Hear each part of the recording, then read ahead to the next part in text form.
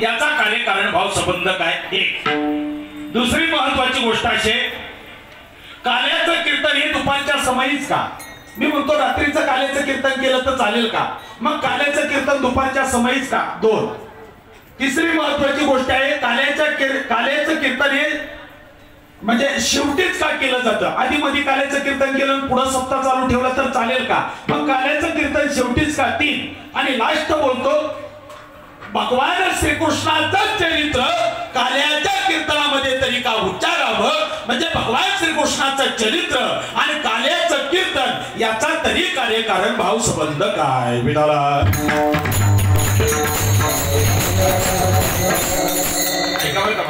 केलाच पाहिजे का काला? समजा नाहीच काला केला आणि सप्ताह बंद पाडला तर चालेल का? महाराज, जोपर्यंत काला होत नाही तोपर्यंत सप्ताहरूपी मंदिराचा कलश बनू शकत नाही. मंदिराचं काम केव्हा पूर्ण झालं, केव्हा पूर्ण झालं, केव्हा पूर्ण झालं असा जर तुम्हाला प्रश्न विचारला तर त्याचं उत्तर काय? हे बघा, मंदिराचा म्हणजे भूमिपूजन केलं, मंदिरासाठी भूमिपूजन केलं, भूमिपूजन केल्याच्या नंतर पाया वगैरे खांदला, गट वगैरे भरले, चौतर वगैरे केला, नंतर प्लेअर वगैरे केले, प्लेअर केल्याच्या नंतर वरचा गाभारा, कलरिंग, फिनिशिंग, आमक धमक तमक, मूर्ती प्राण प्रतिष्ठा झाली. मग मंदिराचं काम पूर्ण झालं की नाही? नाही. जोपर्यंत मंदिरावरती कलश बसवल्या जात नाही तोपर्यंत मंदिराचं काम पूर्ण होऊ शकत नाही. अगदीच ज्ञानोबारांच्या भाषेमध्ये बोलायचं ठरलं तर ज्ञानोबाराय वर्णन करतात, देवळाची कामा कलशू. मंदिराचं काम केव्हा पूर्ण होईल? ज्या वेळेस मंदिरावरती कळस बसवल्या जाईल त्यावेळेसच. तसा सप्ताहरूपी मंदिराचा कलश केव्हा होईल? जोपर्यंत काल्याचं कीर्तन होत नाही तोपर्यंत सप्ताहरूपी मंदिराचा कलश बनू शकत नाही. म्हणून सप्ताहामध्ये काला केलाच पाहिजे. विडाला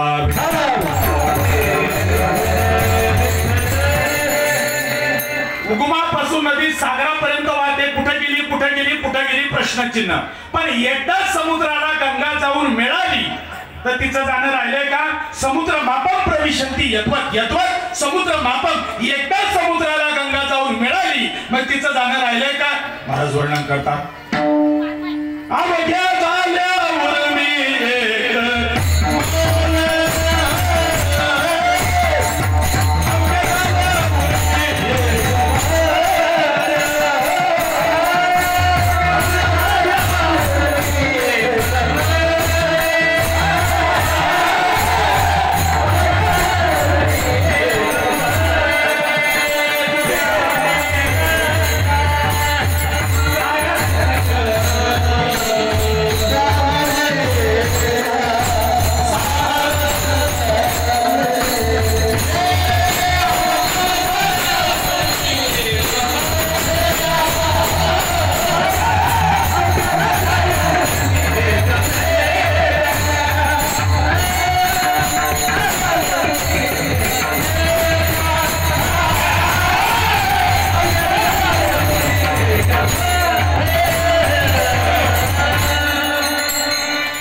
विषयी विसर पडेला निशेष अंगी ब्रह्म रस ठसा मला. या अभंगाचं शेवटचं करण.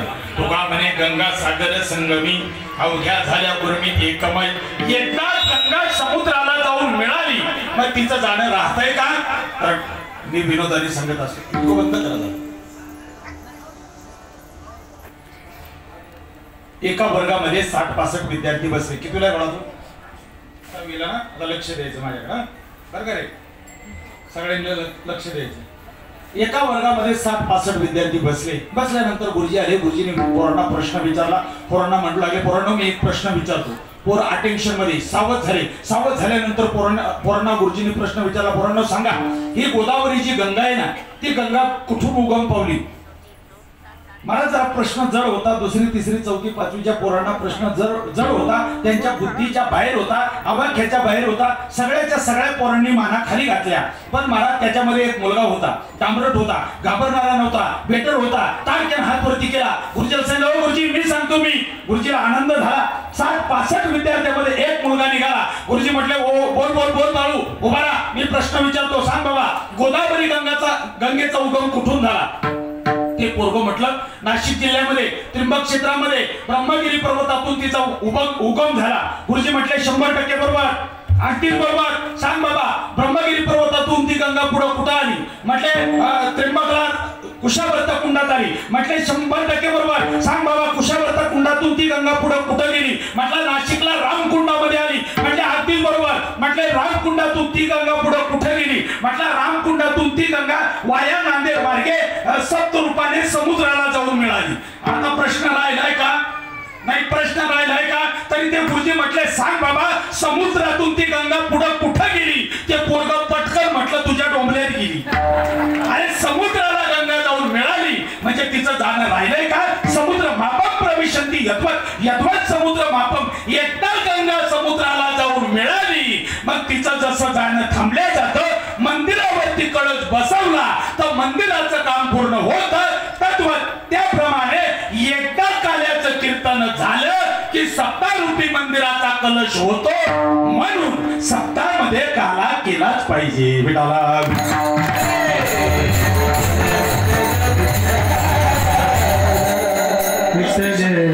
दुसरी शंका सांगितली नीट आहे का? काल्याचं कीर्तन दुपारच्या समयीच का बाबा? संध्याकाळी काल्याचं कीर्तन केलं तर चालेल का? एक मिनिट विचारतो. माणसाला खऱ्या भुका कधी लागतात? अशी काही काही पट्टे खाऊन आलेलेच आहे. माणसाला खरी भूक कधी लागते? बोला बोला बोला बोला. काय लाजायचं नाही, घाबरायचं. किती वाजता? 12 वाजता.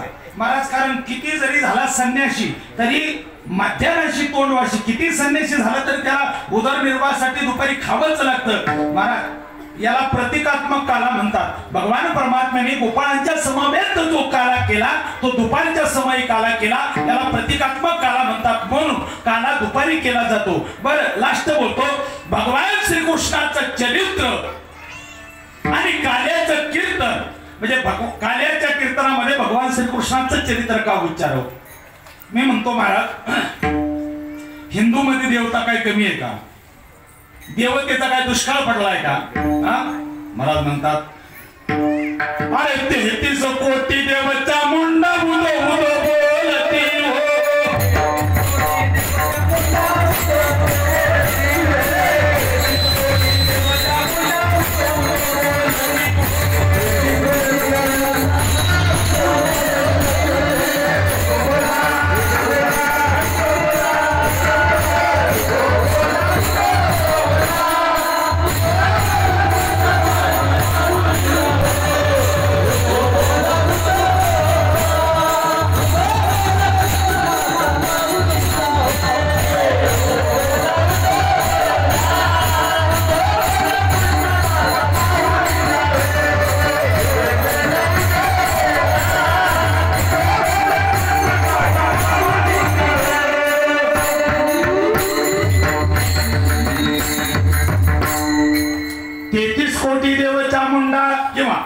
महाराज म्हणतात अष्टकोटी भैरव रे देवांचा दुष्काळ पडलाय का?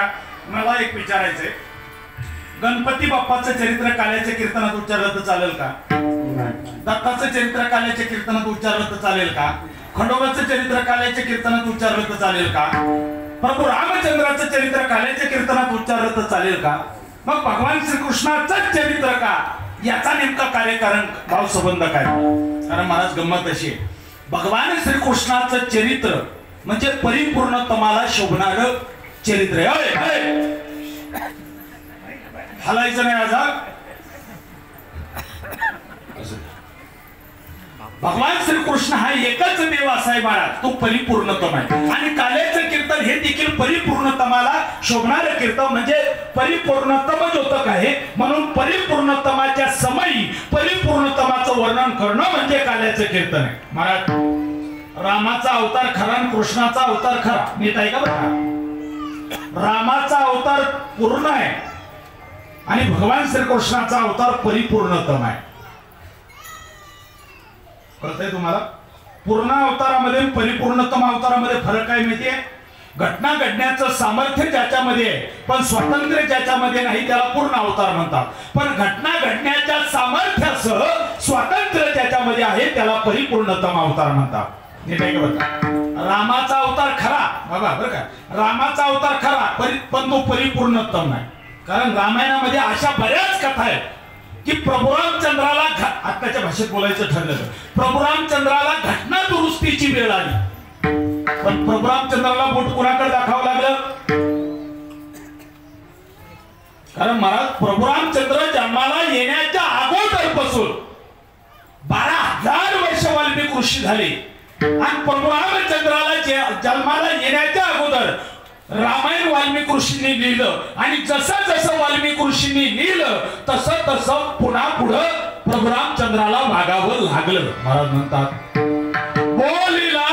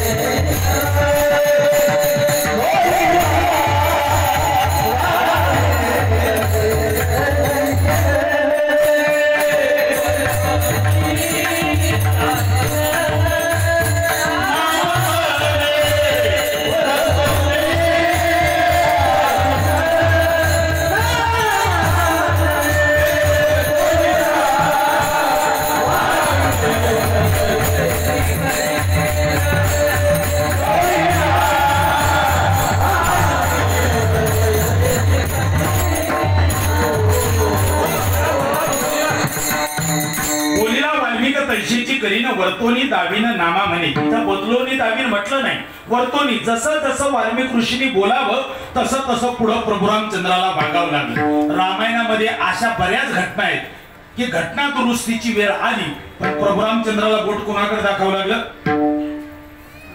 वाल्मिक ऋषींकडे बोट दाखवावं लागलं. एकदा काय झालं, प्रभू रामचंद्र लक्ष्मणजी आणि सीतामाता वनवासाला निघाले. शरोरी नदीच्या तीरावरती आले. सांगतो विठाला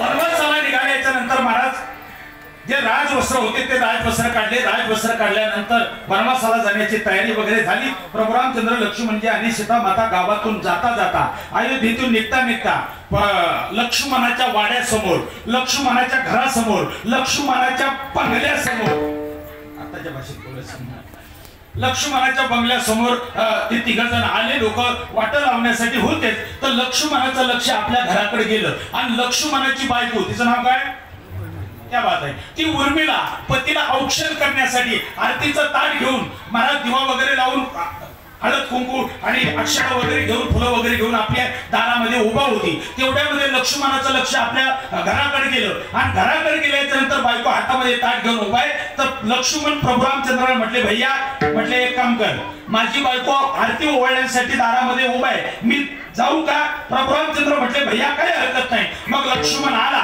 नीट आहे का बरं का? लक्ष्मण आल्याच्या नंतर महाराज त्याच्या बायकोने त्या उर्मिलीने कुंकुम तिलक लावलं. कुंकुम तिलक लावल्याच्या नंतर अक्षता वगैरे लावल्या, फुलं वगैरे टाकले, दर्शन घेतलं आणि लक्ष्मणाची बायको लक्ष्मणाला म्हटली, का हो तुमची परवानगी असेल तर मी 2 शब्द बोलू का? हे पहिल्या काळात होतं, बायकोनी नवऱ्याला विचारावं. काय काय काय हे पहिल्या काळात होतं, बायकोनीला म्हणजे नवऱ्याला विचारावं, तुमची जर परवानगी असेल तर मी 2 शब्द बोलू का? आता तसं नाही, आता आपल्यालाच विचारावं लागतं का ग? लक्ष्मणाची बायको म्हटल्यानंतर लक्ष्मणजी म्हटले, बोल बोल बोल, काय म्हणणं आहे तुझं? आणि मग ती म्हटली, का तुम्ही वनवासाला जाणार? म्हटले हो. वनवासाला तुम्ही गेल्याच्या नंतर हे बघा, तुम्ही प्रभू रामचंद्राची सेवा सगळी करणार पण सीतामातीची सेवा करत असताना काही ठिकाणी संकोच होणार, कारण त्या पडल्या लेडीज, तुम्ही पडले जैन, काही काही ठिकाणी सेवा करत असताना संकोच होणार. तर मला असं वाटतंय म्हणजे मी जर तुमच्या बरोबर आले तर काय बिघडलं? मी सीतामाईची सेवा करणार, तुम्ही प्रभू रामचंद्राची सेवा करणार, डिपार्टमेंटली कामं वाटले जाणार, सगळं सोयीचं होणार. तर मला असं वाटतंय मी तुमच्या बरोबर येऊ का?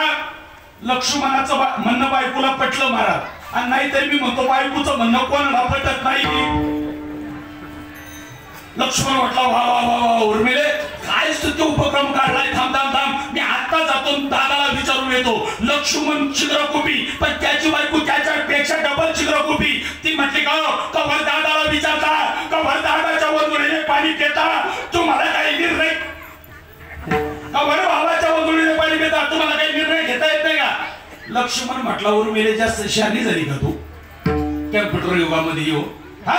आणि मग लक्ष्मण प्रभू रामचंद्राजवळ आले. प्रभू रामचंद्राला सांगितलं, भैया आपण वनवासाला जाणार, वनवासाला गेल्याच्या नंतर तुमची सेवा सगळीकडे मला करता येणार, पण सीता मैया पडले लेडीज, मी पडलो जाईल. तर मला असं वाटतंय माझी बायको माझ्या आपल्या बरोबर घेतली तर काय बिघडलं? हा, ती सीता मैयाची सेवा करणार, मी तुझी सेवा करणार, सगळं सोयीचं होणार. तर मला असं वाटतंय माझी बायको घेऊ का बरोबर?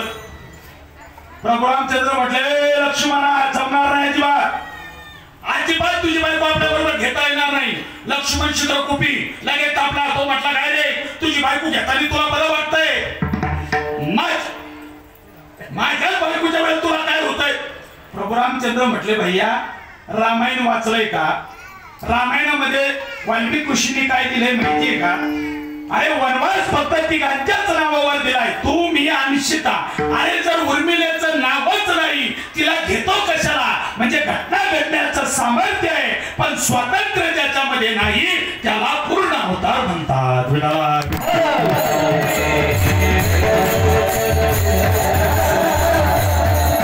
अशा रामायणामध्ये लय कथा आहेत महाराज. घटना दुरुस्तीची वेळ.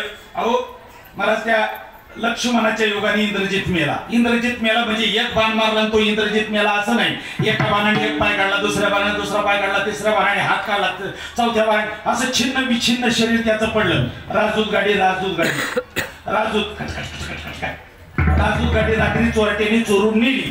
आणि सकाळी जर पाहायला गेले ना तर तिचे अनेक स्पेअर, अनेक गॅरेजला जसे रवाना होतात ना तसे या इंद्रजिताचे स्पेअर पडलेले होते. इंद्रजिताची बायको, तिचं नाव काय? बोला बोला बोला. ऐकणारे माणसं आहेत म्हणून मी हे सांगतोय तुम्हाला. इंद्रजिताची बायको सुलोचना, तिला कळालं आपला पती वाढला, आपला पती मेलाय, आणि ती पळतच निघाली, धावतच निघाली, पळतच आली आणि डायरेक्ट सासरे भावांकडे गेली. तिचा सासरा कोण? अहो रावणाला म्हटले, हो माझा नवरा कुठे, माझा मालक कुठे? ते म्हटले माझ्याकडे नाही, विरोधी पक्ष नेत्याकडे. कमळा माझ्याकडे नाही म्हटले. ती तिथून पळत निघाली आणि पळत पळत पळत आली. प्रभू रामचंद्र लक्ष्मणजी उभा होते. तिथं म्हटले, ओ माझा नवरा कुठे, माझा मालक कुठे, माझा मिस्टर कुठे? आणि तेवढ्यामध्ये ती रडतच होती. माझा नवरा मेला म्हणून ती रडतच होती. तेवढ्यामध्ये लक्ष्मणाने स्मित हास्य केलं, थोडासा हसला. हसल्यानंतर महाराज त्या सुलोचनाला राग आला. कळायला पाहिजे म्हटली, समजायला पाहिजे, स्वतःचा पोट जावाई मारावा, पोटची मुलगी स्वतः विधवा करावी. तुम्हाला कळतंय का? आणि स्वतःचा जावाई मारता एवढा तुम्हाला हसून आनंद झाला तरी कसा? लक्ष्मणाची टूपच पेटलं. लक्ष्मणाने विचार केला, आपली पोरगी मी धर्म्याला देणार कस काय? हा, तो पडला, मी पडलो, हा, आपली पोरगी त्याला देणार कस काय? तू विरोधी पक्ष नेता, आपण विरोधी पक्ष नेता. ती लक्ष्मणाची आपलं इंद्रजिताची बायको म्हटली, तुम्हाला कळत नसेल तर मी सांगते, तुमचा अवतार आताचा लक्ष्मणाचा, पण पाठीमागचा अवतार कोणाचा आहे? आणि नागकन्यापैकी जर मी असेल तर नागकन्यापैकी जर मी आहे तर मी तुमची कोण झाली? आणि माझा नवरा तुमचा कोण झाला? आणि मग लक्ष्मणाला कळाल्याच्या नंतर लक्ष्मण रडायला लागला, टाय उचलून रडायला लागला. तो म्हटला, हो जावई मला परिचय सांगायचा नाही का? जर मला परिचय सांगितला तर मी बाण दुसऱ्याला मारणार का? तुम्हाला कशाला मार?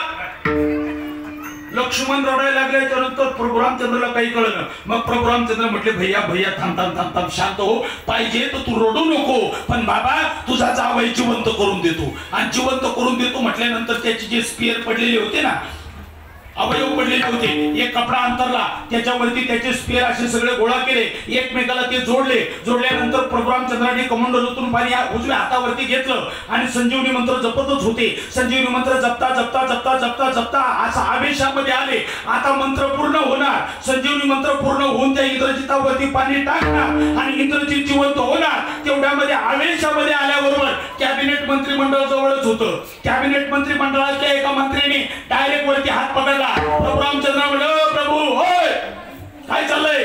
म्हटले, अरे लक्ष्मणाचा डाव आहे, तो इंद्रजित जिवंत करतोय. म्हटले, तुम्ही रामायण वाचलंय का?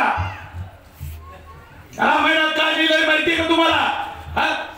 लक्ष्मणाने इंद्रजिताला मारावं असं लिहिलंय, पण पुन्हा प्रभू रामचंद्राने त्या इंद्रजिताला जिवंत करावं असं लिहिलंय का? म्हटलं तसं तर काही नाही. मग म्हटले, आता हे पाणी कुठे टाकू? म्हटले, एखाद्या दगडावर टाकलं तर त्याच्यातून एखादा जन्माला आला तर तो कामाला येईल, पण हे भांडवल गेलेलंच बरं. कारण मला तो पुन्हा जिवंत करणं हे जमतंय का? मला सांगायचंय काय? घटना घडण्याचं सामर्थ्य ज्याच्यामध्ये आहे त्याला पूर्ण अवतार म्हणतात. पण महाराज घटना यानेच घडवायची, घटना यानेच राबवायची आणि घटना यानेच बरखास्त करायची, याला परिपूर्णतम अवतार म्हणतात. विठाला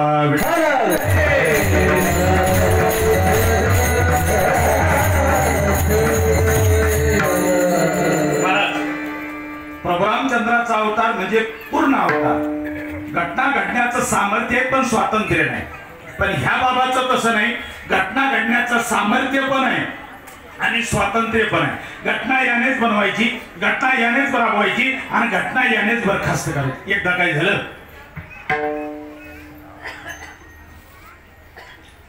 महाराज अर्जुनाने सांगितले देवा कुठंतरी चल महाबळेश्वरला फिरायला चल.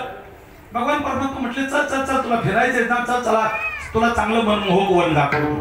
आणि मनमोहक वन दाखवतो म्हटल्यानंतर भगवान परमात्मा साहित्य करण्यासाठी बसले. अर्जुन पाठीमागं बसला. अर्जुन पाठीमागं बसल्यानंतर वनामध्ये गेले, फिरले फिरले फिरले आणि अर्जुनाने सांगितलं देवा 12 वाजत आले, तहान लागली, लय तहान लागली. कुठून तरी एखादी बिस्लरीची बॉट नाही त्यावेळेस नव्हती, कुठून तरी एखादा तांबे भरून पाण्यात भगवान परमात्मा, कारण भगवान परमात्मा भक्तांचं कुठलंही काम करण्यासाठी तयार होतो. बोलू का जरा, भक्तांच्या चपला सुद्धा डोक्यावरती घेण्याची ताकद ही भगवान परमात्म्याची होती. का? कारण ताकद ही भक्ताची भक्तीची होती. महाराज म्हणतात धरून या, धरून नाही विठाला विठाला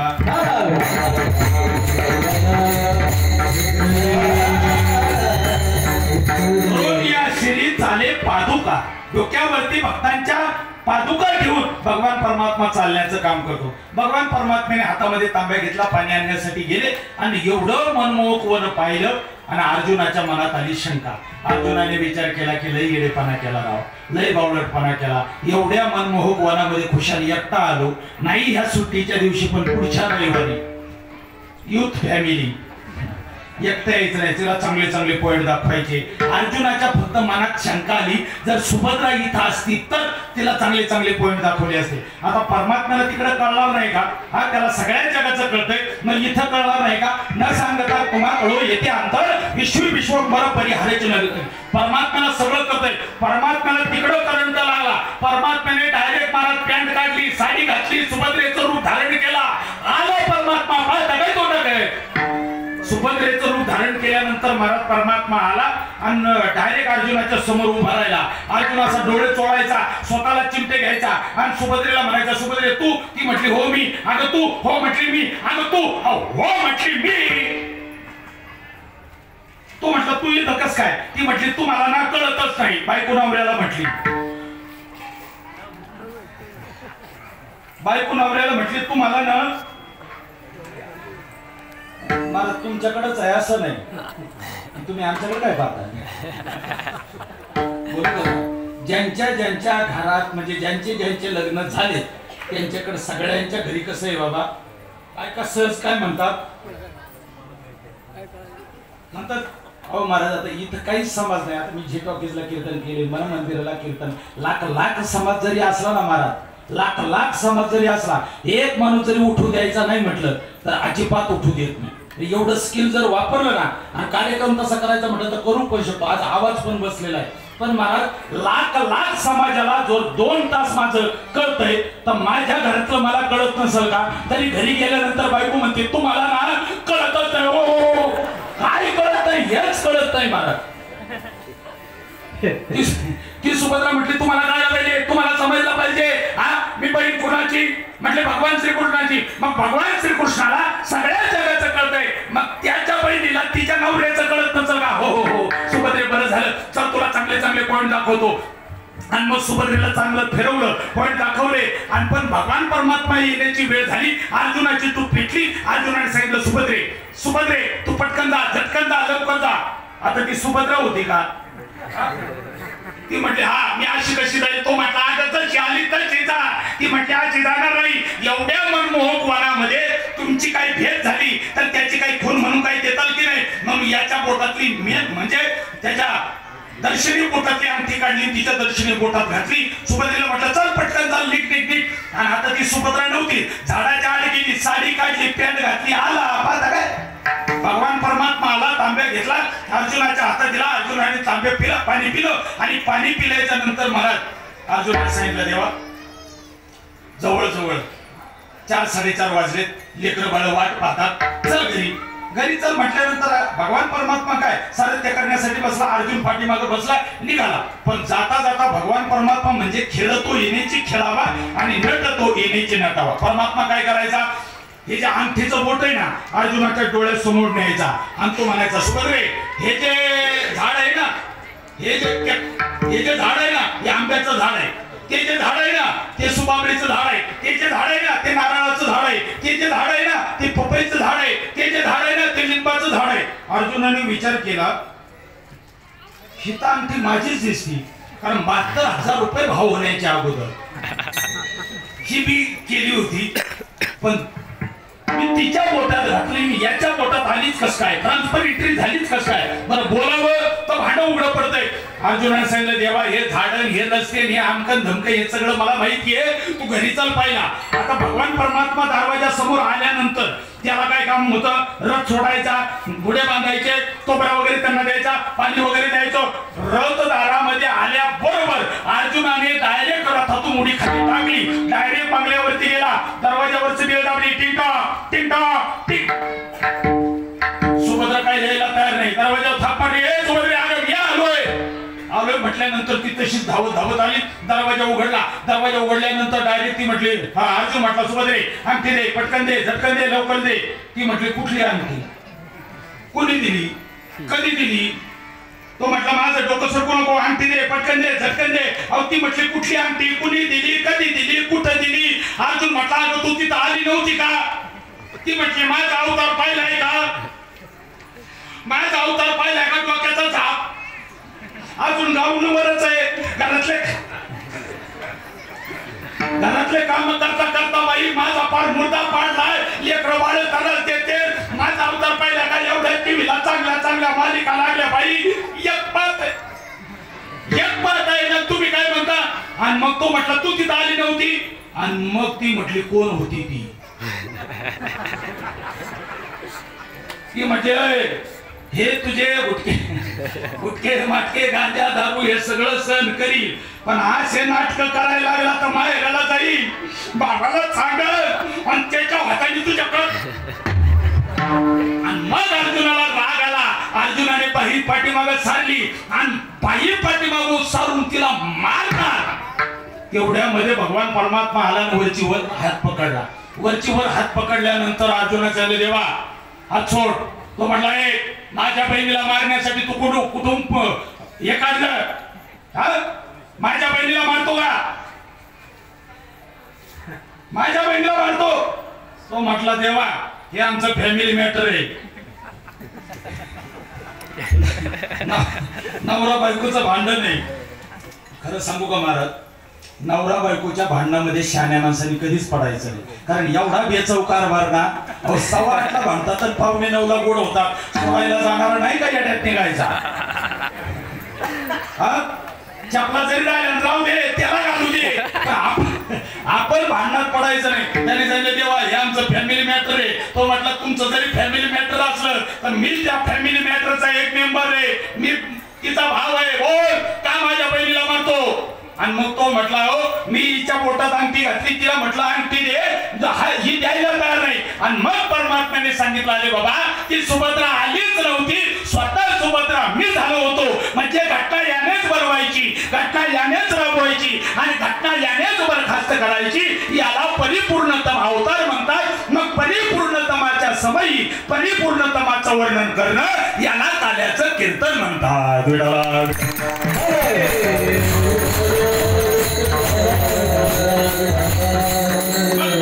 कीर्तनामध्ये भगवान श्रीकृष्णाचं चरित्र उच्चारायचे. पण नीट ऐका महाराज, परमात्म्याचं चरित्र जे आहे ना सबंध जीवन हे चरित्रमय आहे.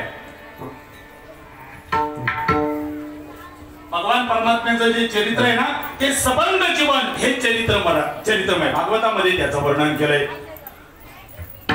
आदो देवकी देवगर्भ जननम गोपी गृहे वर्धनम माया पुतना जीवितापहरणम गोवर्धनो उद्धारणम कंसच्छेदनम कौरवादि हननम कुंती सुता पालनम एतत् भागवत पुराण कथितम श्रीकृष्ण लीलामृतम। एका श्लोकामध्ये तुम्हाला सर्वच्या सर्व भागवत सांगितलं। आता तुम्हाला भागवत ऐकायची गरज नाही, भलती तुम्हाला इच्छा तशी। भगवान परमात्म्याचं संबंध जीवन हे चरित्रमय आहे। मग भगवान परमात्म्याचं संबंध जीवन चरित्रमय आहे तर महाराज नेमकं चरित्र कार्याच्या कीर्तनामध्ये नेमकं कुठलं विचारायचंय त्याचं वर्णन अभंगाच्या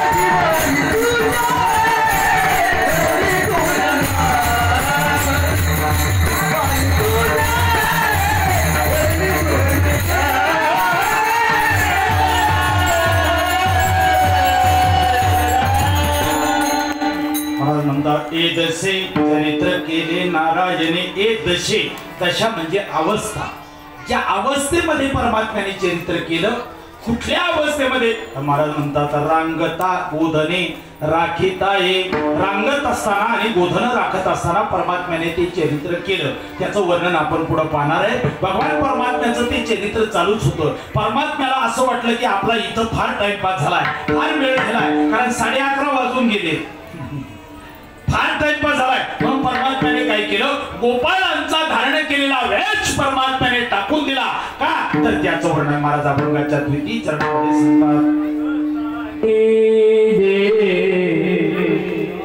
या रूपा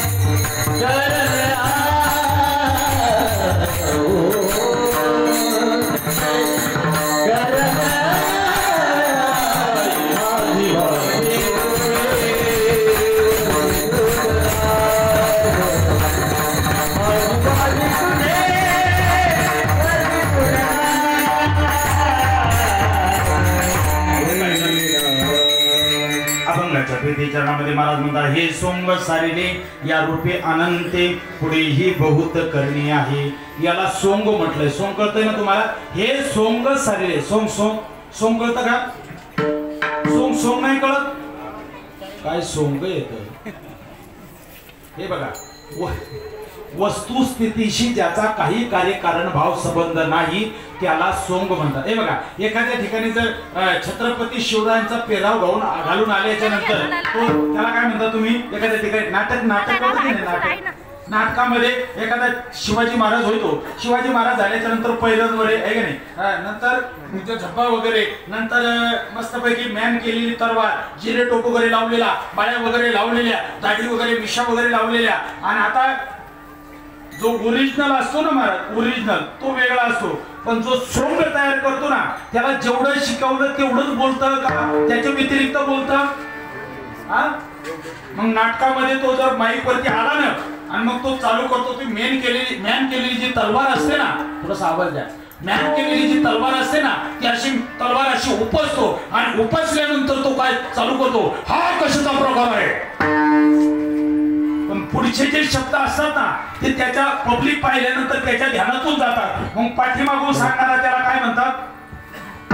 पाठीमागून क्राउंटिंग आहे ना, क्राउंटन तो जरा मेकअप रूम मध्ये आज दुसरं पात्र बनवतच होता, पण मला तो काय सांगण्यासाठी आला नाही म्हणून त्याने याच्यावरती चालू केलं, हा कशाचा प्रकार आहे, हा कशाचा प्रकार आहे. बसलेले प्रेक्षक म्हटले हा पाठ न केल्याचा प्रकार आहे. वस्तुस्थितीशी ज्याचा काही कार्यकारण भाव संबंध नाही त्याला सोंग म्हणतात. मग परमात्म्याने गोपाळांचा धारण केला वेद म्हणजे सोंग प्राप्त केलं होतं का?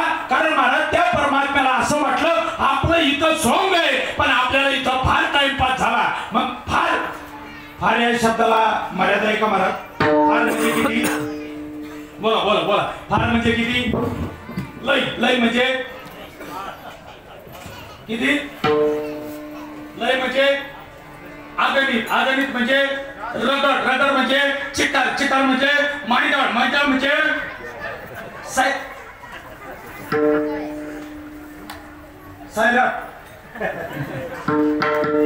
फार या शब्दाला महाराज मर्यादा नाही ना. पुढेही बहुत करणे, बहुत म्हणजे फार काम करायचे. हे बघा, तुम्हाला ते सत्यनारायणाची पूजा माहिती आहे ना? हा, ती सत्यनारायणाची पोथी वाढवायची म्हटलं तर वाढवली जाते आणि आखडवायची म्हटलं तर माहिती तुम्हाला? हे माहिती तुम्हाला?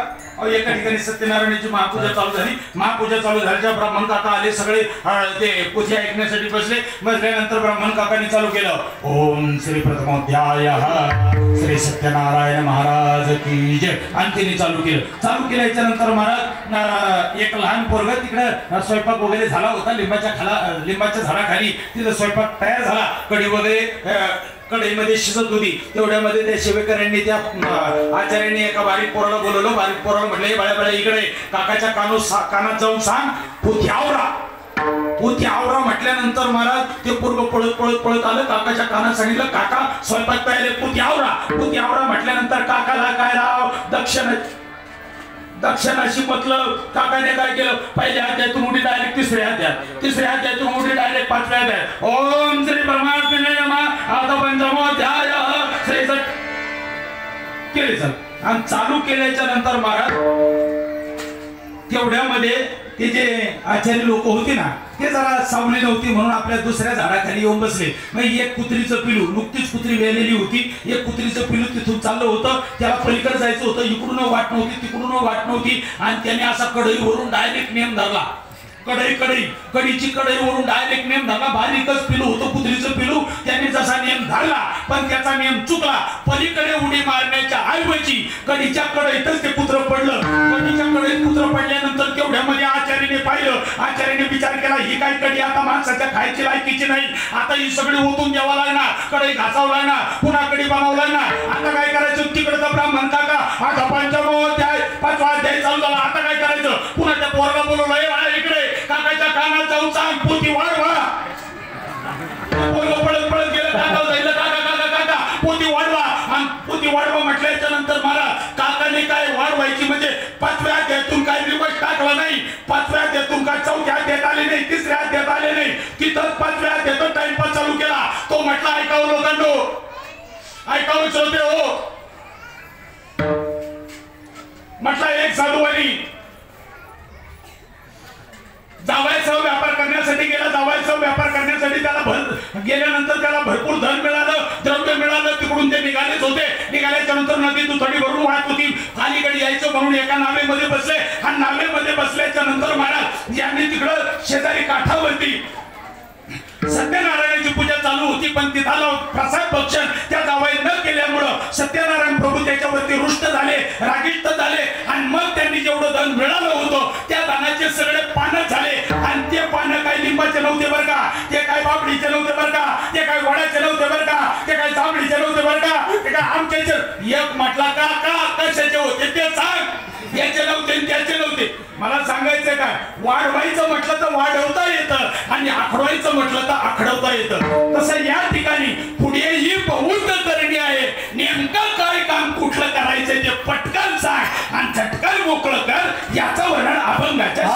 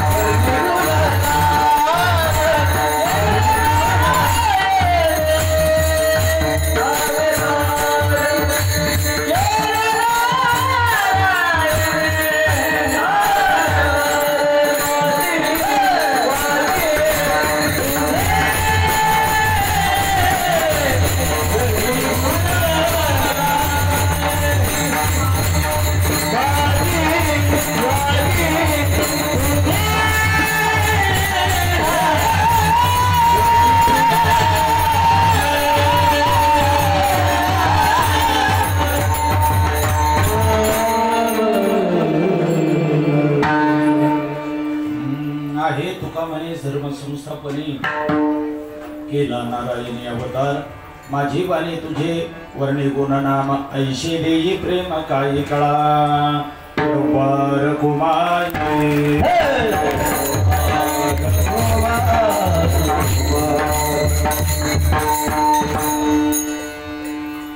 कितवं वर्ष आहे आपलं? सप्ताह 24. आतापर्यंत एकाही कीर्तनकाराने सांगितलं नाही का तुम्ही टाळी वाजावं लागते, म्हणावं लागतं? हा, तुम्ही काय बसत्याला आले काय? हा, आम्ही पार बेबीच्या देठापासून ओरडतोय, आवाज बसलेत आमचे हे गायक मंडळी, पार जीव काढून काढून पार आतडी बाहेर यायची पाळी आली. हे आमचे लहान लहान लेकरं नाचत आहेत, पण तुम्ही काय बेबीला धक्का लागून घेतला? तेच आपल्या डोळ्यातून जीव गेल्यासारखा पाहतात. विठ्ठल विठ्ठल नाही, हाताने टाळी नाही. तुम्ही काय मला उत्तर दिलं काय? गुत गुत तुम्ही देवावर नाराज आहेत का काही? देवा, एवढा कोरोनाचा काळ गेला तरी तुम्ही आम्हाला ठेवलं, असं काही नाही ना? जेवढे जेवढे या ठिकाणी माणसं असतील अशांनी सगळ्यांनी हात वरती करा. फक्त माणसांनी जा, कॅमेरा फिरवायचा तुमच्यावर. माणसं नाही का तुम्ही? हात वर करा. वा वा वा, राहू द्या उद्या म्हणजे पुढच्या सप्त्यापर्यंत असे सगळ्यांनी म्हणा बरं का. नाही तर मंदिरात गेल्याच्या नंतर आपण हात वरती करत नाही. एखाद्याने प्रसाद आणला तर मला दे मला दे मला दे म्हणतो का नाही, तसं तोंडाने बोलायचं आणि हाताने टाळी वाजायची. विठोबा रघुमा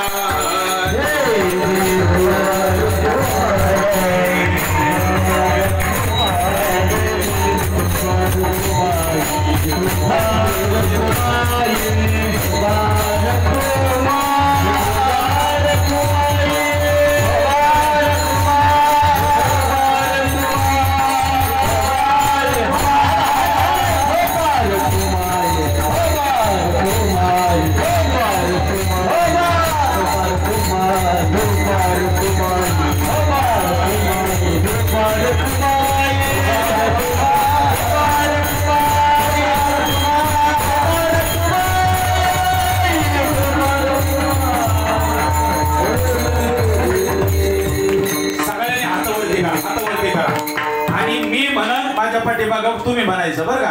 हे कोणीच म्हणणार नाही. विठोबा रघुमाई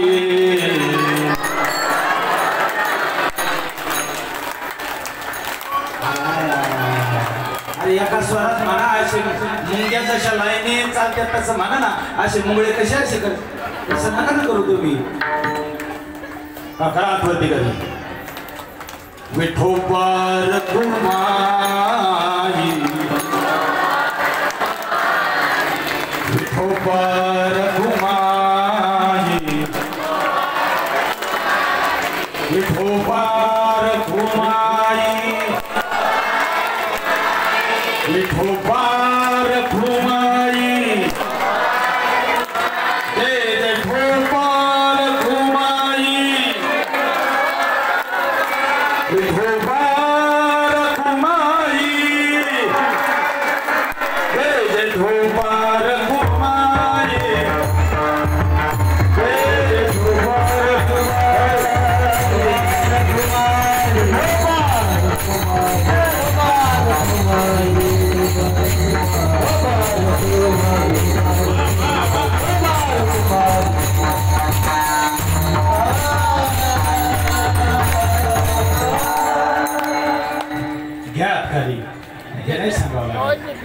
काय केले पाठीमागे ते टोळकं बसले. त्यांनी काय केलं माहिती का?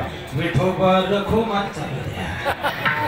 तुम्ही नाही टाळ्या वाजवले तर आमच्या काही बापाचं जाणार रे. इथं कोणाचे बा काही गेले त्याचे गाव आम्हीच केले. इथं नाही टाळ्या वाजवल्या तर तुम्ही कुठं टाळ्या वाजवता बघा. असू द्या. हे सोंग सरळे आरोपे अनंते पुढेही बहुत करणी आहे. माझी वाणी तुझे वर्णी गुणनाम शिदे प्रेम काही काळा अभंगाचा थोडक्यामध्ये भावार्थ सांगितलाय. खरं भगवान परमात्म्याचा चरित्राचं वर्णन करायचंय तर काल्याच्या कीर्तनामध्ये महाराज म्हणतात रांगत रंगनी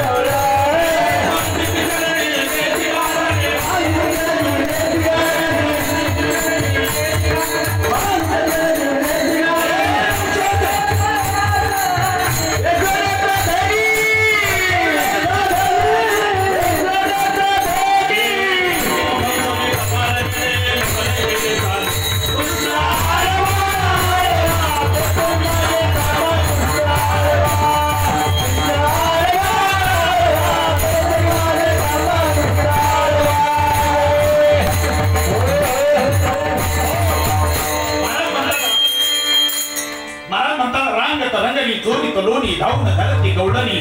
भगवान परमात्मा रांगत असताना चोऱ्या करायला लागला. चोऱ्या करायला लागल्याच्या नंतर सगळ्या पोरांनो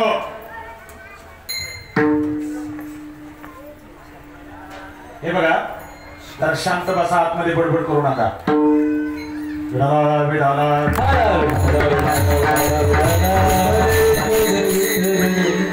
भगवान परमात्म्याचं चरित्र थोडंसं आगळं आणि वेगळं आहे. भगवान परमात्मा जन्माला आल्याच्या नंतर महाराजची माया होती ती उचलली इकडे आणली. भगवान परमात्म्याला उचललं, तिकडे नेलं. तिकडे नेल्याच्या नंतर महाराज इकडं कंसाला कळलं की तुला मारण्यासाठी जो आठवा आहे तो मारण्यासाठी आला. कंस पळत आला, पण ती मुलगी होती, ती माया अदली बदली झाली. ती मुलगी जी होती ती मुलगी त्याने धरली, अशी गरगर फिरवली. पण माया कोणाच्या हातात लागते का? माया संसारात माया कोणाच्या हातात लागते का? माया कोणाच्या हातात लागत नाही. ती गरगर फिरवली, सटकल्याच्या नंतर तिने आकाशवाणी केली की तुला मारणारा माझ्या अगोदर गोकुळामध्ये वाढतोय. तुझं लागी उपजला मजा आधी. आणि मग महाराज कंसाला भीती वाटायला लागली. आणि कंसाला भीती वाटायला लागल्याच्या नंतर कंसाने काय केलं? विडा ठेवला. विडा जो कृष्णाला मारील, काय जो कृष्णाला मारील त्याला मात्र काय करणार? अर्धराज्य बक्षीस देईल. लगेच महाराज ती पुतना मावशी आली. कंसाला म्हटले काय रे कंसा, एवढ्या कार्ट्याला मारायला कुठे वेडा ठेवावा का? तुला अक्कल बिक्कल काय आहे का नाही? आणि नाहीतरी मी म्हणतो राक्षसांना अक्कल असते का? ज्याला अक्कल नसती त्याला राक्षस म्हटलं तरी तो म्हटलं तुला काही कळतंय का? समजतंय का? ती म्हटली मी जाते त्याला मारून येते. त्या कंसाने विचार केला, बरं झालं बाई, बरं झालं, बिना औषधाची खरूच चाली, जाऊया मार त्याला. आता तो 6व्या दिवसाचा म्हणजे 6 दिवस झाले जन्माला आलेला. ती 6व्या दिवशी गेली. आणि गेल्याच्या नंतर महाराज जाता महाराज स्तनामध्ये विष भरलं आणि स्वरूप सुंदरा देवांगनेचं रूप धारण केलं त्या पुतना मावशीनं. आणि महाराज गोकुळामध्ये गेली. आणि जेवढे मुलं 2-4 दिवसाची जन्माला आली होती ना, ती उचलायची स्थानं लावायची, ते पटकन मारायचे. आता त्यांच्यामध्ये ताकद नव्हती. पण महाराज ज्या वेळेस नंदाच्या दरबारामध्ये गेली, यशोदेला खरा आवाज दिला, यशोदे अगं मी आले. यशोदा पळत बाहेर आली. ती म्हटली काय ग, कोण ग तू? ती म्हटली तुम्हाला ओळखलं नाही? अगं तू लहान होती त्यावेळेस माझं लग्न झालं, मला दुबईला दिलं. अगं तू मोठी झाली पण मला तू लग्नाच्या टायमाला तुझ्या येता नाही आलं. अगं बरं झालं तुला मुलगा झाला, 60 वर्षातून मला आनंद झाला, दाखवू बघू तो मुलगा. ती म्हटली मला कुठलीच मावशी नव्हती, ही कशी जन्माला आली? पण लांबून आली म्हटल्यानंतर तिने सांगितलं मुलगा आताच त्याला स्नान घातलंय, पाळण्यामध्ये झोपलाय. भगवान श्रीकृष्णाने पाळण्यात ऐकल्यानंतर भगवान श्रीकृष्ण म्हटले काय रे, आपण मनात म्हणा आपण काय झोपा काढायला आलोय का? कारण झोपा काढायला ते काय कीर्तन आहे का? झोपा काढायला आलोय का आपण? परमात्म्याने पाळण्यामध्ये रडायला चालू केल्याच्या नंतर महाराज यशोदेला ती पुतना म्हणते का ग, माझ्याबरोबर खोटं बोलते, एवढ्या लांबून मी आले आणि तू कृष्ण तुझा पाळण्यामध्ये रडतोय, तू काय माझ्याबरोबर खोटं बोलते? ती म्हटल्या हो मला घरामध्ये भरपूर काम आहे, तुम्ही घ्या म्हटल्यानंतर तिलाही तेवढंच पाहिजे होतं. ती आतमध्ये आली, पाळण्यातून मुलगा उचलला. तो भगवान श्रीकृष्ण खाली बसली, मांडीवरती घेतल्यानंतर भगवान परमात्म्याने विचार केला, राम अवतारामध्ये आपल्याला उपास तपास करावं लागले, फळावरती जीवन जगायला लागलं. या अवतारामध्ये दैदूत तुपलोणी खाण्यासाठी आलो तर पहिलं विष प्राशन करावं लागलं. मग भगवान परमात्म्याने डोळे झाकले, त्याचे 24 कारण भागवतामध्ये केले. काय डोळे झाकले? बरं संवर्णन केलेलं. मग तिने स्तन उघडलं, भगवान परमात्म्याच्या मुखामध्ये स्तन दिल्याच्या नंतर भगवान परमात्म्याने काय केलं? विष ओढलं, जे रक्त होतं ते ओढलं, जे पंचप्राण होते जे ओढायला लागले. तर महाराज ती पुतना म्हटली सोड. भगवान परमात्मा म्हटला एक तर धरीत नाही, धरलं तर सोडत नाही. मग महाराज पण 1 मिनिट विचार करा, त्या पुतनेला भगवान श्रीकृष्णाने मारलं पण नरकामध्ये लोटला का? आता ज्ञानोबा आहे त्याचं वर्णन करतात. तुवा सनकादिकाचे निमाने सायुज्य सौरजू केला पुतने, विषाचे निस्तन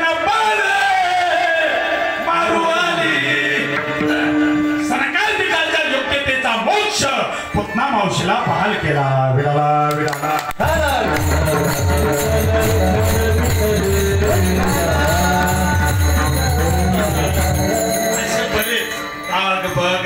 मारिले बाळपणी अवघी दैत्य खाणी बुडविली महाराज म्हणतात कपट्या मावळ बटा पिढे दिले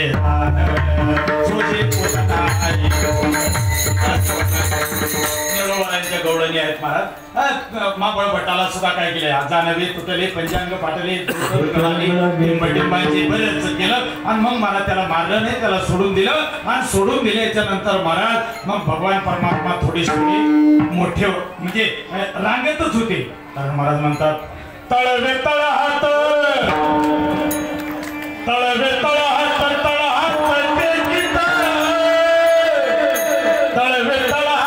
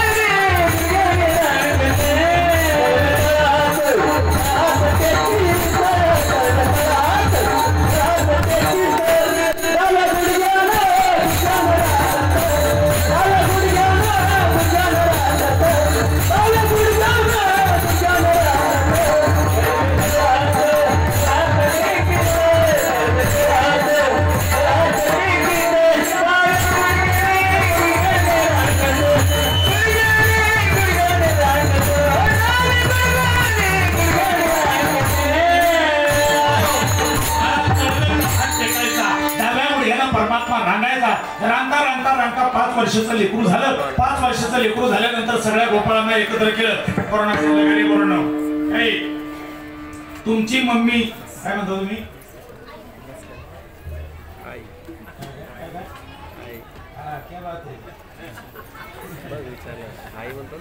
काय म्हणतो तू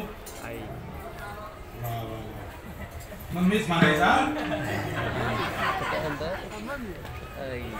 आता तरी मम्मी म्हणते काय काय आता आम्ही मुंबई सिटी मध्ये आधी करून राहतो ना मम्मी म्हणतच नाही मॉम त्याच्यामुळे हे बॉम्ब जन्माला आले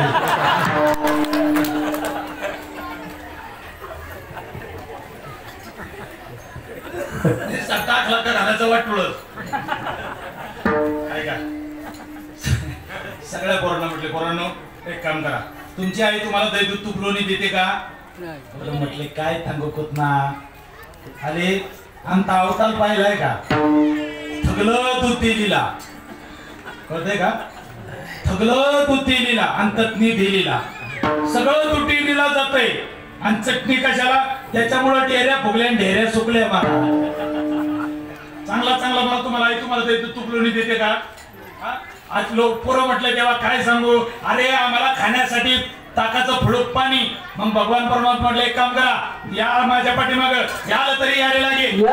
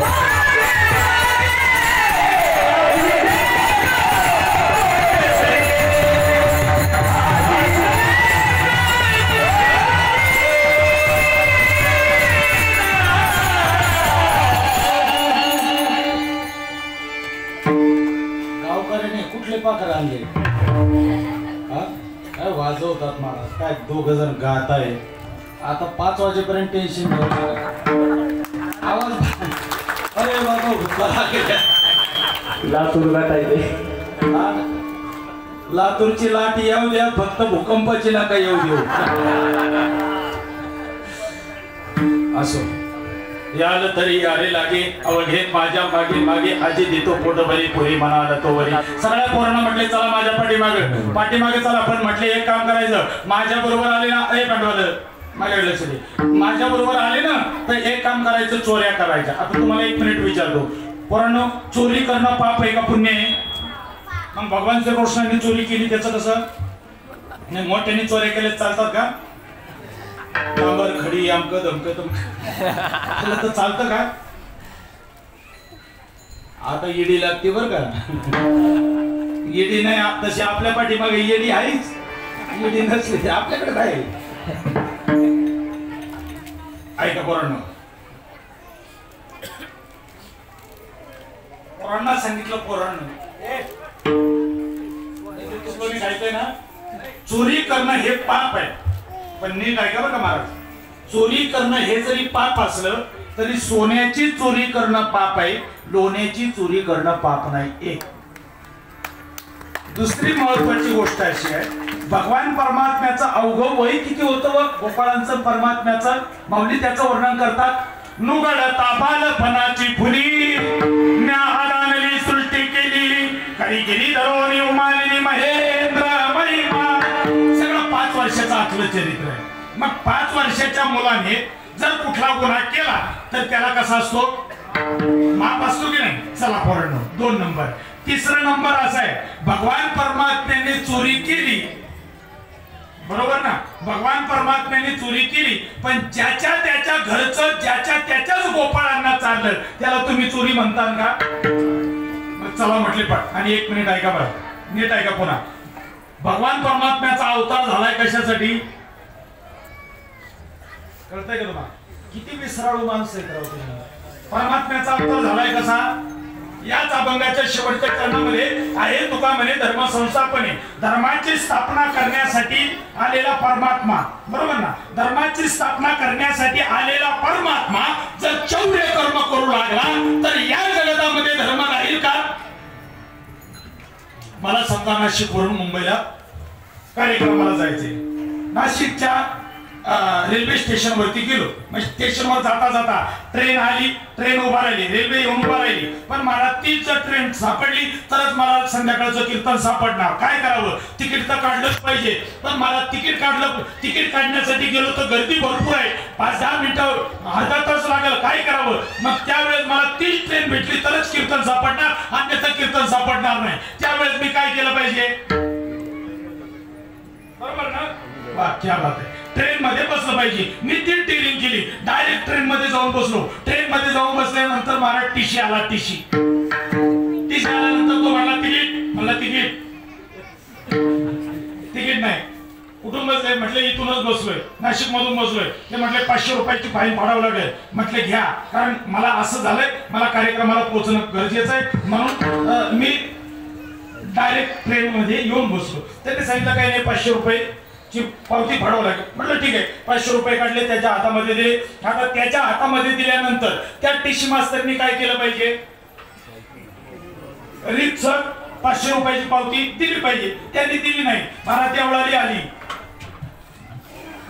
इगतपुरी आली, कसाराई आला. त्यांना म्हटलं टीसी मास्तर तिकीट द्या, आपलं ती हे द्या, पावती द्या, पावती. ते म्हटले तुम्हाला उतरायचं कुठं? म्हटले मला टिळक नगरला उतरायचंय. ते म्हटले टेन्शन घेऊ नका, दादर पर्यंत मीच टीसी आहे. ते म्हटले दुसरा टीसी आला तर? म्हटले काळजी करू नका, माझं नाव सांगा. बर. पण त्यांना म्हटलं का हो, जर समजा रेल्वे स्टेशनला मी टिळक नगरला उतरलो आणि टिळक नगरच्या टीसीने जर त्या स्टेशनवरच्या टीसीने मला जर पकडलं तर काय करू? ते म्हटले तुम्ही काही काळजी करू नका, उतरायच्या टायमाला मी तुमच्या हाताला धरी स्टेशनच्या बाहेर काढून येईल आणि मग मी ट्रेन मध्ये येऊन बसू. कळलं तुम्हाला? आता तुम्ही विचार करा, भारत रेल्वेचे टीसी जर चोरांना चोर वाटा दाखवायला लागले तर भारत रेल्वे लवकर डब्यात जाणार नाही का? तसं चौर्य कर्म करण्याचं आपलं भगवान परमात्मा धर्माची स्थापना करण्यासाठी आलेला परमात्मा जर चौर्य कर्म करू लागला तर या जगतामध्ये धर्म राहील कसा? विठाला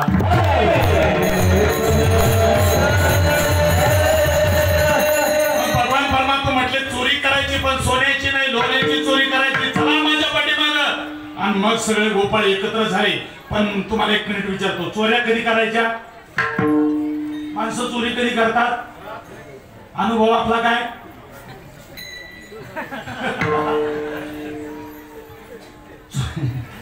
चोरी कधी? भगवान परमात्मा रात्री चोरी करायला जायची. आता गवळणी एक एक एक एक म्हणायची, यशोदे तुझ्या पोराला सांग, तुझं पोरग लय त्रास देतंय, नीट कीर्तन ऐकू देत नाही, जरा बघ चोऱ्या करताय. यशोदा म्हटली, का तुला माझंच पोरग सापडलं का? तुला काय गावातले पोरं काय सगळेच गेले का? कुठं काय लढायला गेले का? काय माझं एकटंच पोरग आहे का? माझंच पोरग, आणि माझ्या पोरला काय घरामध्ये काही कमी आहे का? आणि एक तर 5 वर्षाचं लेकरू, आणि तुम्ही लागले त्याच्यावरती करायला. 60 वर्षातून मोरलं झाले आणि तुम्ही आमच्या पोराला बोलायला लागले. कळतंय का तुम्हाला? 5 वर्षाचे माझे बाळ अंगणी माझ्या अरे काय लग्नाची घेऱ्या आलगे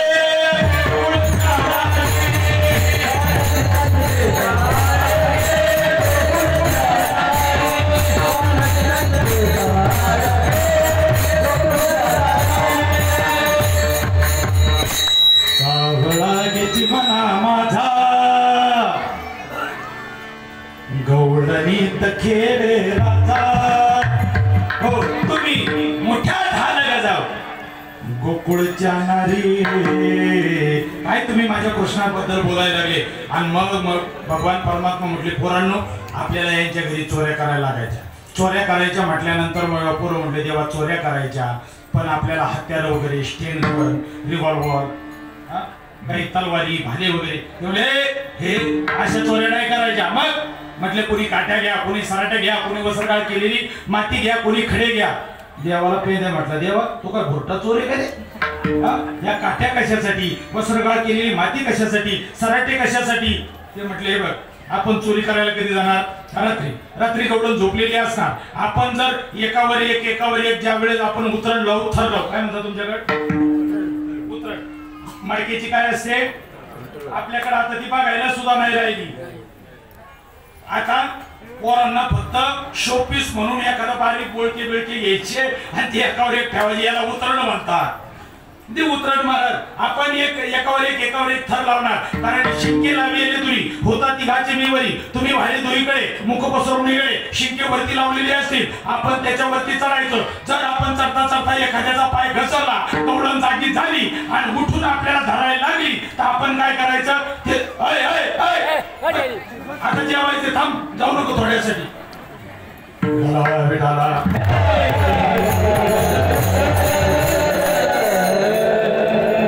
शिंकवरती असताना आपण उतरण लावल्याच्या नंतर आपला पाय घसरला, गवळण आपल्या पडल्यानंतर जागी झाली, तर आपण काय करायचं? पळायला लागायचं ना. तर महाराज आपण काय करायचं? ते सराटे आपल्याकडे आहेत ना, सराटे असा नंबरी काटा आहे मला महाराज, याला शास्त्रामध्ये त्रिगुणाचा काटा म्हणतात. कसाही टाका, एक काटा त्याचा वरच असतो, डायरेक्ट तिच्या पायात घुसणार. पायात घुसला की आपण पळून जायचं. ते म्हटलं, देवा ती जर चपला घालून आली तर? तो म्हटलं म्हणजे वस्त्रगाळ केलेली माती ना तिच्या डोळ्यात फेकायची, ती डोळे चोळीत बसणार, आपण पळून जाणार. ते म्हटलं तिचं चष्मा घालून आली तर? त्यावेळेस नव्हते. आणि मग काठ्या सराटे वगैरे घेतले, सगळे पोरं एकत्र झाल्यानंतर एक गवळण आल्याच्या नंतर ती गवळण म्हटली, ए पेंद्या, हे कृष्णा, ये माझ्या घरी, बघते तुझ्या घरात. परमात्मा म्हटला, पेंद्या हिचं घर नंबर लिहून घे रे.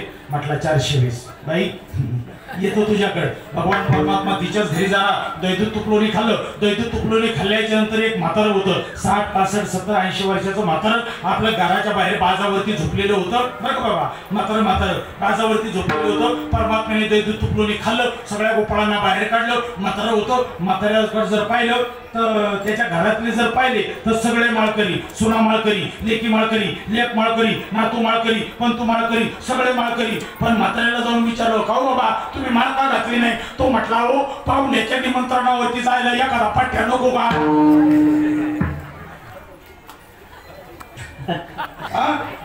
भगवान परमात्म्याला असं वाटलं याला पाहुण्याचं आमंत्रण आहे, याच्याऐवजी यमाचं आमंत्रण आणतो. ताकाचा डेरा घेतला, म्हाताऱ्याच्या डोंगरावर टाकला, म्हातारा केलं गाणगाई फुटलं.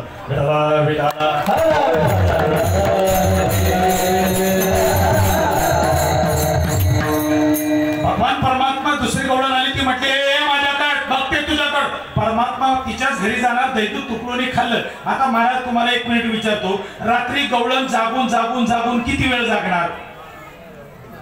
गवळण हो, रात्री गवळण जागून जागून किती वेळ जागणार?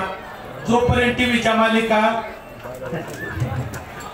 आहेत तो एकदा त्या झाल्या का मग रिमोट ठेवायला सुद्धा त्या कंटाळतात, तिथंच पेंगतात. भगवान परमात्मा तिच्या घरी गेला, दैदूत तुकडोनी खाल्लं आणि दैदूत तुकडोनी खाल्ल्यानंतर गवळणीला म्हटले होते का ग तू मला धरणार होती ना, तू मला धरणार होती ना, आलो मी. भगवान परमात्मा म्हटले तू मला धरणार होती. गवळण तिच्या परमात्म्याच्या पाठीमागे लागली.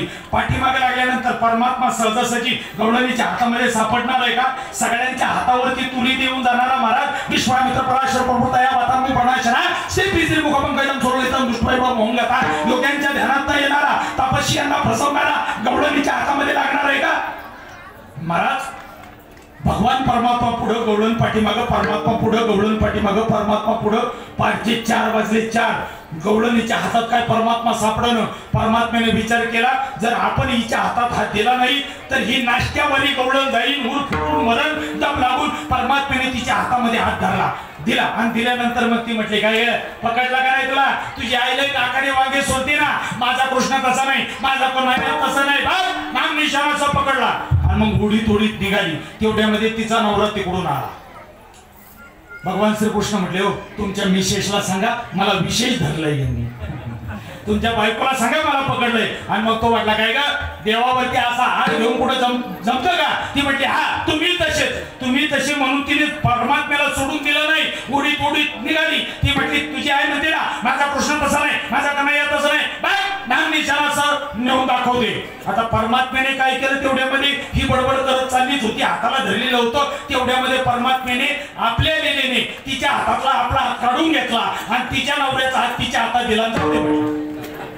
भगवान परमात्मा घरी गेले, यशोदेला सांगितलं मम्मी आई काहीतरी गाणं येते जरा सावध, तिकडं सावध इकडं सावध. आणि परमात्मा आपल्या घरामध्ये खेळतच होता. तेवढ्यामध्ये ही उडीत उडीत आली. हा म्हणायचा अगं मी ती म्हटली तुम्ही गप्प बसा याच्याकडे बघते. तो म्हटला अगं मी तुझ्या हातात आहे. ती म्हटली गप्प बसा मी पाहते. यशोदेच्या दारात आली, खड्या आवाजात आवाज दिला यशोदे तू म्हणते ना माझा कृष्ण तसा नाही, माझा कन्हैया तसा नाही, नाम निशाणाचा पकडून आणलाय. तेवढ्यामध्ये यशोदा बाहेर निघाली तर कृष्ण म्हटला आई मला कडेवरती घे. तिने उचललं, कडेवरती घेतलं आणि बाहेर पळत पळत आली. म्हटली काय म्हणे? ती गवळण म्हणते माझं जे म्हणणं आहे ते तर हिच्या कडेवर आहे.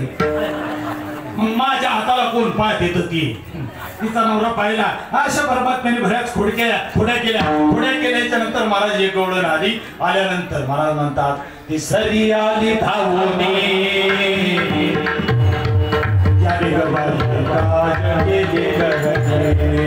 पतीची काठी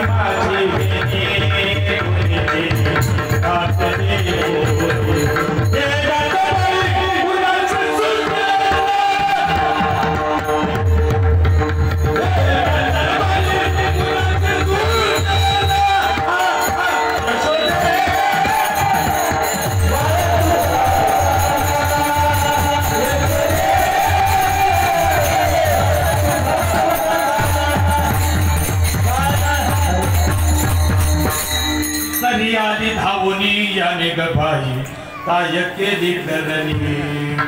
गवळण झोपल्यानंतर पोराने दैदूत तुकडोनी खाल्लं. भगवान परमात्म्याने पोराला सगळं बाहेर काढता सांगितलं एक सगळी चित्र येणार आहे, जरा सावध राहा. बाहेर आले की तुम्ही हुर्रे म्हणायचं.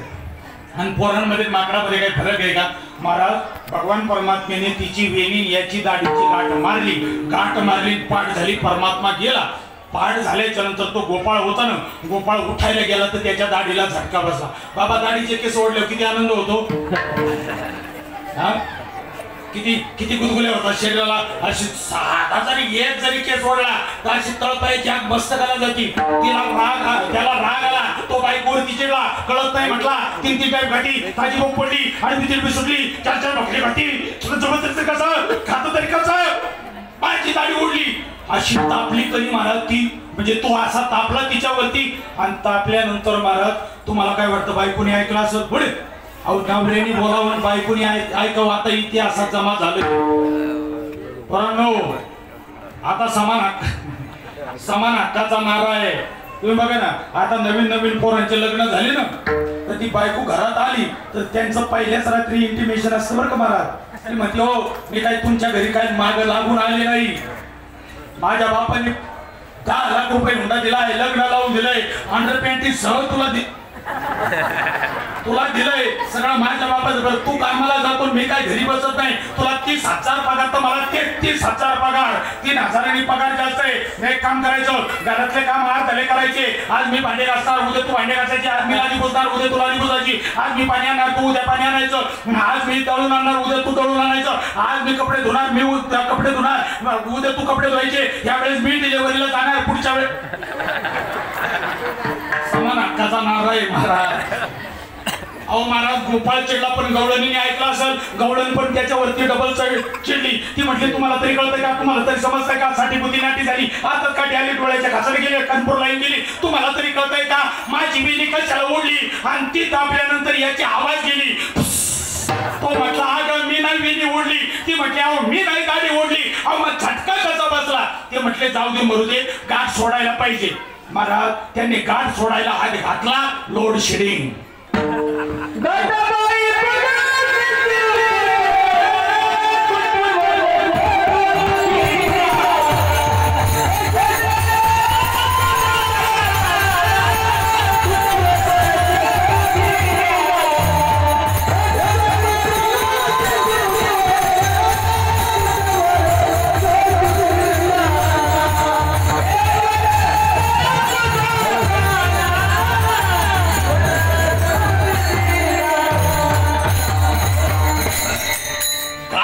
कोणाशी सुटे ना, मला त्यांनी गाठ सोडायला हात घातला. लाईट गेली, आता लाईट गेली म्हटल्यानंतर गाठ सोडायची म्हटलं तर लाईट पाहिजे. आता माची जर पाहिजे तर ती किचन रूम मध्ये आणि